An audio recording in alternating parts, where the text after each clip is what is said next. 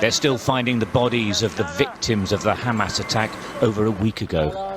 The Zaka organization that retrieves the remains of the dead say the latest person to be found at the Kfar Azar kibbutz had been beheaded. Yossi Landau is the boss.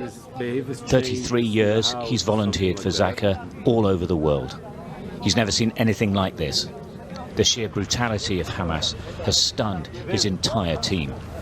But in Kfar Aza and Be'eri, we're talking about a total of, I would say, about 280 bodies, 280 casualties.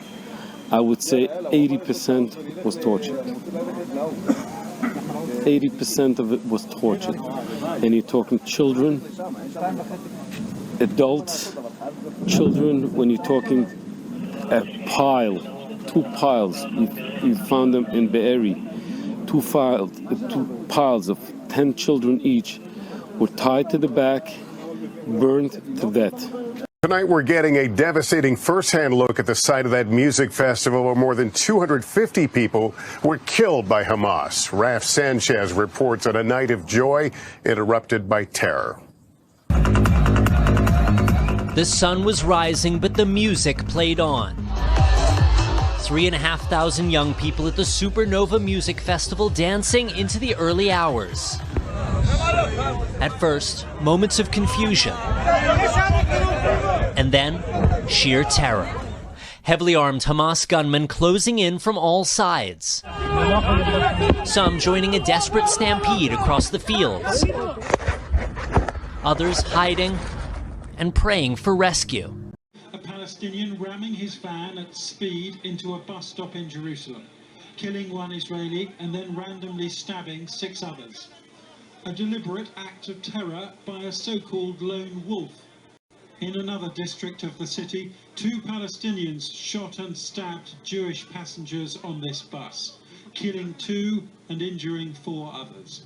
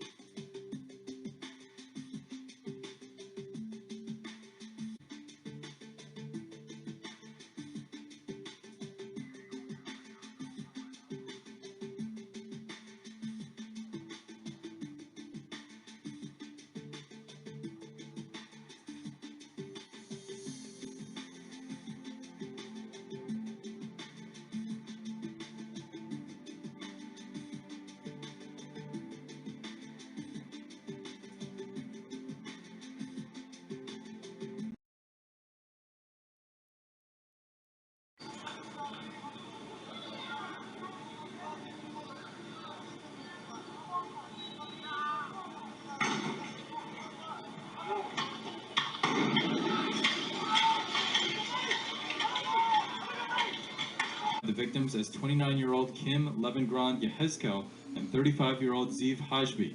A second woman was taken to a hospital with gunshot wounds to her upper body. She's in a severe yet stable condition.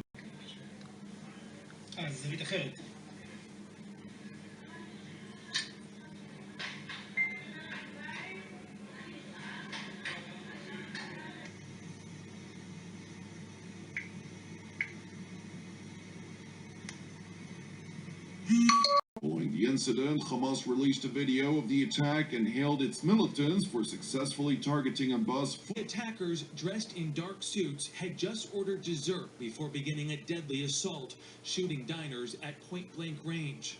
Surveillance cameras from inside the packed restaurant show people scrambling as the two gunmen calmly and systematically took down their targets, at one point pistol whipping a victim. I heard them Allah Akbar like 2 times. The Jewish community is freaking out. I am getting hundreds of messages. I just came back from a march for the hostages. People are scared. People don't know what to do. The students don't know how to move away from campus because they're afraid to walk through campus. This is happening not in Kabul, not in Rafah. This is happening in New York City, the city that prevailed 9/11. And now, instead of airplanes, they're bringing it with foot soldiers. So Americans, this is not about Israel. This is terrorism. The war on terror has gotten to US campuses. And if you don't wake up, when you do want to wake up and speak up, it will be too late. Now is the time to call your representatives and say enough is enough. We can disagree about war. We can have civil arguments about how to fight in Gaza, but we cannot have terrorists on campus. And we cannot have anti-Semitism or any form of racism on campus.